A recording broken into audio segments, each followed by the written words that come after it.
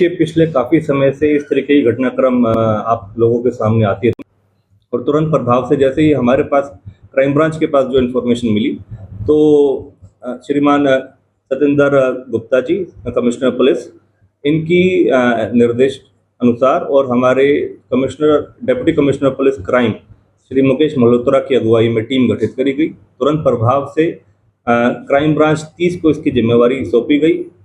जो in charge crime branch हैं inspector Anil, उन्होंने अपनी टीम के साथ समय रहते ही 24 घंटे के अंदर अंदर इस वारदात को, जो अज्ञात वारदात थी, ब्लाइंड ये वारदात थी, इसको सुलझाने में और इन 3 सस्पेक्ट्स को पकड़ने में सफलता प्राप्त करी है।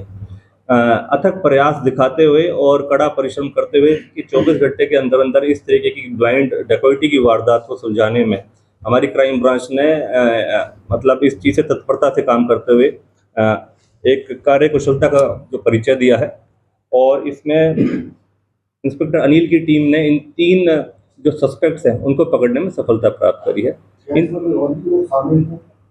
इसमें कुछ और अभी लगभग जो हमारे सामने आए हैं 5 से 6 अन्य ऐसे व्यक्ति हैं जो सस्पेक्ट्स हैं, जिन्होंने टोटल मिलकर वारदात को अंजाम दिया है। 4 व्यक्तियों ने तो मौके पे ही वारदात को अंजाम दिया है, जिनमें अभी भी कुछ लोग फरार हैं, जिनके ऊपर जो क्राइम ब्रांच है वो अभी अपने प्रयास कर रही है, जल्द से जल्द उनको अरेस्ट करा जाएगा। लेकिन जो 3 व्यक्ति विशेष जो सस्पेक्ट्स थे, जिन्होंने इस वारदात को अंजाम देने में मदद करी थी और अन्यथा जो एक खाता धारक है, उनको पकड़ने में, अरेस्ट करने में सफलता मिली। आरोपियों का क्या पहले भी कोई मुकदमे दर्ज है किसी मामले में जी? क्या इसी से एक ही केस संबंधित है, इसी से जुड़े हुए हैं, कोई और भी इस तरह की घटनाओं के इन्होंने अंजाम दिया? देखिए, अभी क्योंकि इनको अरेस्ट करा है, अभी इनका पुलिस रिमांड हासिल करा जाएगा। पुलिस रिमांड हासिल करने के उपरांत सभी गहनता से और पूछताछ करी जाएगी कि कितनी ऐसी वारदातें हैं और क्या इनका मोडस ऑपरेंडी अन्यथा रहा है, जिस तरीके से ऐसी वारदातों को निरंतर हलाल की कमाई को लोग लालच में आकर लुटा रहे हैं। ऐसे लोगों के लिए आप क्या कहना चाहेंगे? क्या पुलिस की तरफ से संदेश ऑनलाइन जांच में कुछ?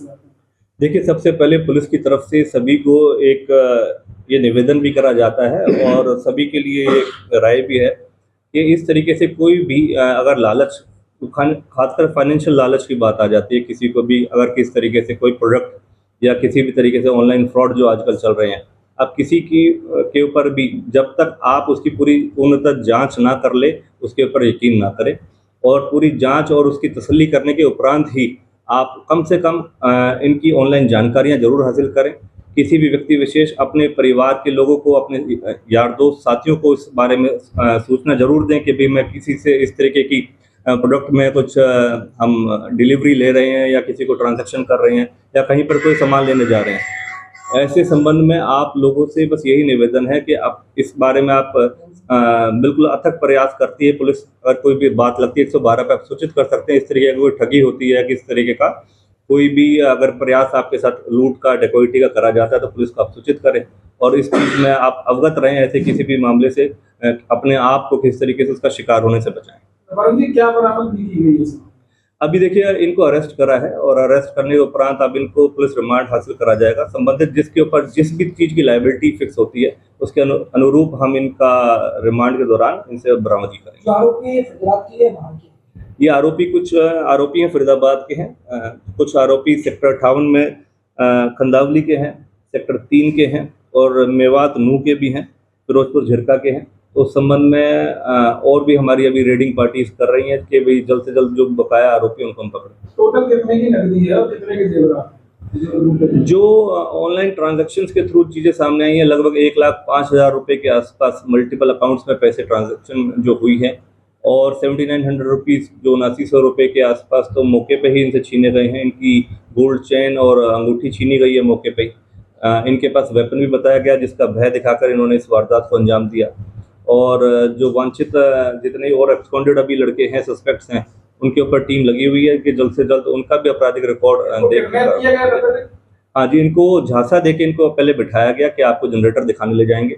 उसके बाद इनको जो वेपन दिखाते और जो, क्योंकि ये तमिलनाडु के रिहायशी थे तो यहाँ पर इनको ज़्यादा जानकारी थी नहीं, फिर इनके ऊपर प्रेशर दिखा के और असला वेपन दिखा के उसका भय दिखा के जान से मारने की धमकी देते हुए इस संबंध में ये कार्रवाई को अमल कितनी देर तक इनको किडनैप रखा गया है?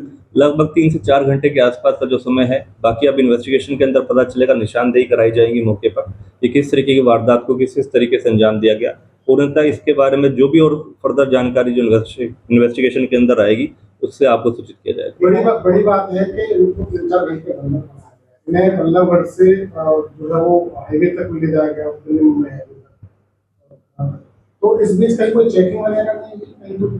देखिए, आमतौर पर जब ये चेन्नई से चल के आए तो ये एक गुड फेथ के अंदर चल के आए कि भाई इन्होंने एक प्रोडक्ट को देखना है, और उस गुड फेथ के चलते ही ये उनसे निरंतर संपर्क में रहे।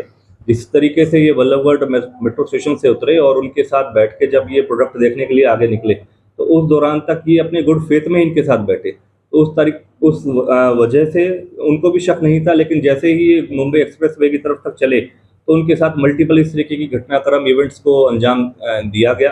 और जैसे ही इस बारे में पुलिस को सूचना प्राप्त हुई, तुरंत पुलिस ने इसके ऊपर केस रजिस्टर्ड करके और हमारी क्राइम ब्रांच ने इसको इन तीनों सस्पेक्ट्स को, जो क्योंकि ब्लाइंड था, अज्ञात था, इनकी पहचान करके इनको पकड़ने में सफलता प्राप्त की। ऑनलाइन ठगी लगातार देख रहे हैं कि बढ़ती जा रही है। इस तरह के इस मामले में भी हुआ, फेसबुक पेज पर इस तरह के सुझाव दिए जाते हैं। क्या पुलिस उस पर भी कोई कार्रवाई कर रही है कि ऐसे पेजों को बंद कराया जाए? देखिए, समय पर जो हमारे साइबर सेल की पुलिस स्टेशन खुले हुए हैं, और समय समय पर इस तरीके की ड्राइव चलाई जाती है जब ऐसे लोगों को इस बारे में सूचित किया जाता है, आगाह करा जाता है, और उनको लर्निंग दी जाती है कि भाई किसी भी तरीके की ऐसी कोई ऑनलाइन ठगियों से बचने के क्या प्रयास है। 1930 1931 बहुत सारे ऐसे नंबर्स हैं जिसके ऊपर अलग अलग जगह पर अलग अलग समय पर अगर आप सूचित करें तो उसके अनुरूप पुलिस कार्रवाई करती है। Thank you.